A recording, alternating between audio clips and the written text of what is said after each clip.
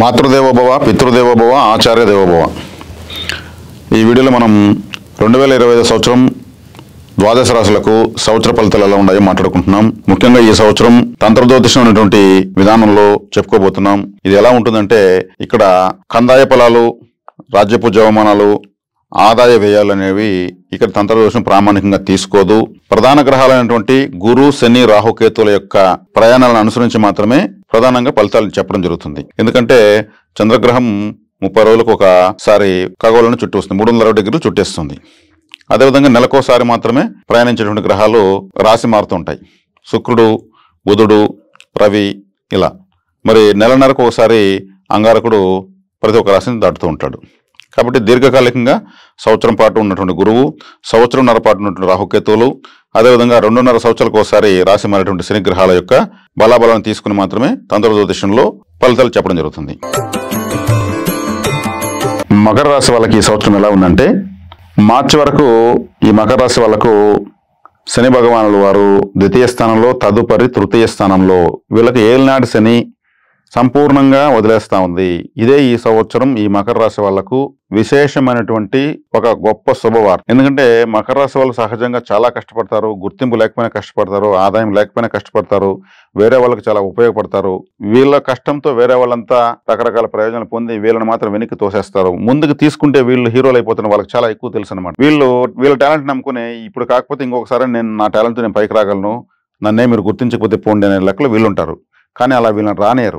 ఎప్పటికప్పుడు తొక్కబడే వాళ్ళు మకర రాశి వాళ్ళు. కానీ ఎంతమంది తొక్కినా వాళ్ళ కష్టం వాళ్ళు చేసుకుని వాళ్ళ బతుకు వాళ్ళకి బతికే వాళ్ళే మకర రాశి. వీళ్ళకు స్వగ్రామం యోగించదు, స్వగృహం యోగించదు. వీళ్ళ పేరుతో ఏదైనా ఉంటే, డాక్యుమెంట్స్ ఏదైనా ఉంటే ప్రాబ్లమ్స్ ఉంటాయి. వీళ్ళ పేరుతో ఏదన్నా కానీ సమస్యలు ఉంటాయి.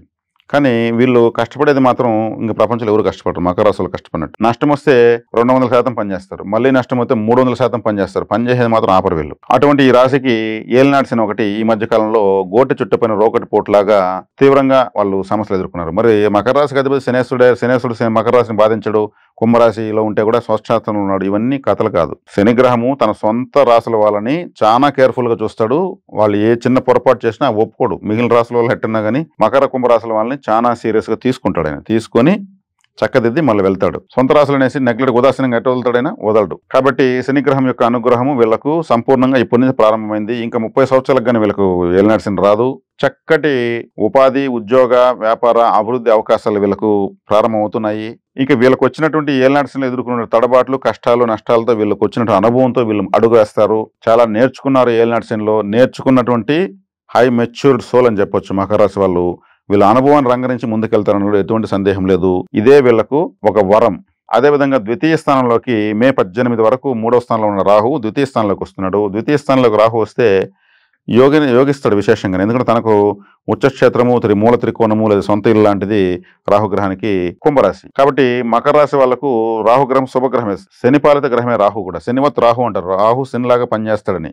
కాబట్టి కుంభంలోకి వచ్చినప్పుడు రాహు మీరు ఏదైనా కొత్త, ఇప్పటి వరకు మీ జీవితంలో మీరు ఏదైనా చేయనటువంటి కొత్త ఆవిష్కరణలు చేసేదానికి అవకాశం ఉంది. అది ఏ రంగమైనా కావచ్చు, సినిమా రంగం కావచ్చు, వ్యాపార రంగం కావచ్చు, ఉద్యోగ రంగం కావచ్చు, ఇంకే రంగమైనా కావచ్చు. ఇప్పటివరకు మీరు ఏదైనా చేయిందని ఒక కొత్త ఒరవడిని మీరు సృష్టిస్తారని చెప్పొచ్చు. ఎందుకంటే రాహువు 18 సంవత్సరాల తర్వాత కుంభంలోకి తన స్వక్షేత్రంలోకి వస్తున్నాడు, మకర రాశికి ద్వితీయంలోకి వస్తున్నాడు. కాబట్టి వాక్ స్థానాధిపతి. కాబట్టి ఇప్పుడు ఏలినాటి శని వేర వదిలేస్తా ఉంది. ఇది ఒక అదృష్టం. రాహు మళ్ళీ మీకు ద్వితీయంలోకి వస్తున్నాడు, ధనస్థానంలోకి వస్తున్నాడు. ఏదైనా ఒక మిరాకిల్ లాగా మీకు ఏదైనా డబ్బులు రావడానికి, లేదా అభివృద్ధి చెందడానికి, లేదా మార్గాలు దొరకడానికి ఏదైనా కావచ్చు. మీకైతే మంచి చేయడానికి మాత్రం, మంచి జరగడానికి మాత్రం 100కు 100% అవకాశం ఉంది. అదేవిధంగా అష్టమ స్థానంలో కేతు ఉన్నాడు. అష్టమ స్థానంలో కేతు డిటాచింగ్ ప్లానెట్. ఏది ఆయన సెట్ చేయడు, కట్ చేస్తాడు. కాబట్టి అష్టమ స్థానంలో కేతు ఉన్నాడు. కాబట్టి కేతువును కంట్రోల్ చేసుకోవాల్సిన అవసరం ఎంతైనా ఉంది మకర రాశి వాళ్ళకు. అదేవిధంగా సప్తమ స్థానంలో, షష్ఠ స్థానంలో కుజుడు ఆగస్టు వరకు ముందుకి వెనక్కి స్తంభిస్తూ, వక్రిస్తూ, నీచబడుతూ చాలా టెన్షన్స్ పెడుతున్నాడు. టెన్షన్ అంటే టెన్షన్ కేర్ ఆఫ్ మకర రాశి వాళ్ళు అనే విధంగా కుజుడు ద్వారా చెప్పొచ్చు.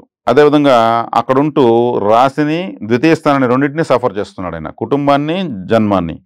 అనారోగ్యాలు అంటావా, మానసిక టెన్షన్లు అంటారా, అప్పులు అంటారా, అవమానాలు అంటారా, అజ్ఞాతవాసమా, అరణ్యవాసమా అనే విధంగా పిచ్చిగా తయారైంది మకర రాశి వాళ్ళ పరిస్థితి. దీనికి కారణం ఏలినాటి శనితో పాటు కుజుడి యొక్క దాడి ఈ 2 రాశుల పైన. కుజుడికి శనికి కలయిక కలిగిన, చూపులు కలిగిన గ్రహ యుద్ధం అంటారు. అందుకే ఇప్పుడు కుజుడు గ్రహ యుద్ధం కాబట్టి మకర కుంభాల్లో శని ఉండగానే యుద్ధాలు ప్రారంభమైపోయినాయి. ప్రపంచవ్యాప్తంగా చాలా యుద్ధాలు జరుగుతున్నాయి ఈ 2 గ్రహాల యొక్క ప్రభావంతోనే. కాబట్టి మకర కుంభ రాశులపైన కుజుడు చూపు పడిన మూలుకొని ఇంకా ఎక్కువైపోయింది. దీనికి త్వరలోనే తెరపడుతుంది. అదే పరిస్థితులు ఈ రాశి వాళ్ళు ఉన్నారు. వాళ్ళతో వాళ్ళు సెల్ఫ్ ఫైటింగ్ చేసుకుంటున్నారు, వారితో వాళ్ళే యుద్ధం చేసుకుంటున్నారు. ఇది ఆగస్టు వరకు ఇది తప్పదు.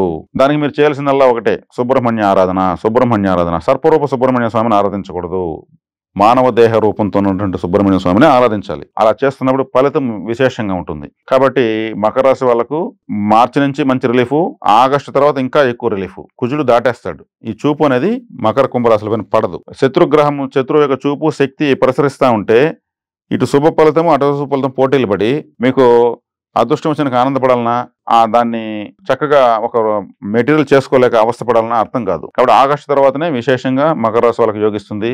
తర్వాత ఈ బాధలన్నీ ఉండవు. మకర రాశికి ఇలా ఉంది అన్నప్పుడు ఇక మకర రాశిలో ఉన్నటువంటి అన్ని వర్గాల వాళ్ళు, పిల్లలు, పెద్దలు, పెళ్లి అయిన వాళ్ళు, కాని వాళ్ళు, వ్యవసాయదారులు, ఉద్యోగస్తులు, అన్ని రంగాల వాళ్ళు కూడా కాస్త ఆచితూచి ఆగస్టు వరకు ఉండండి. తర్వాత ఫలితాలు పూర్తిగా మీకు సంపూర్ణంగా మీకు లభిస్తాయి. గురుగ్రహము మీకు 6వ ఇంట్లో ఉంది. 6వ ఇంట్లో ఈ గ్రహము మంచిది కాదు. గురువు ఏ ఇంట్లో ఉన్నా మంచిది కాదు మకర రాశి వాళ్ళకు. తృతీయ వ్యయాధిపతి కాబట్టి 6వ ఇంట శత్రుస్థానంలో ఉంటుంది. ఎంతైనా మీకు దుర్గాదేవి ఆరాధన విశేషంగా చేయండి. రాహుబలం విపరీతంగా పెరుగుతుంది. రాహుబలం ఉన్న వాళ్ళకి ఇతరత్ర ఏ బలం అవసరం లేదు. బలంలో రాహువే గొప్పవాడు. నవగ్రహాల్లోకి గ్రహరాజన సూర్యునే నిరోధిస్తాడు. కాబట్టి దుర్గారాధన విశేషంగా చేయడం వల్ల, కాలభైరవ ఆరాధన విశేషంగా చేయడం వల్ల రాహుశని బలాలు పెరుగుతూ ఈ రాశి వాళ్లకు విశేషమైన శుభ ఫలితాలు పొందడంలో ఎటువంటి సందేహం లేదు. చక్కగా ఈ ఫలితాలను మీరు విని దైవబలాన్ని చెప్పిన విధంగా అన్వయించుకుని శుభ ఫలితాలు పొందుతారని ఆశిస్తూ శుభం.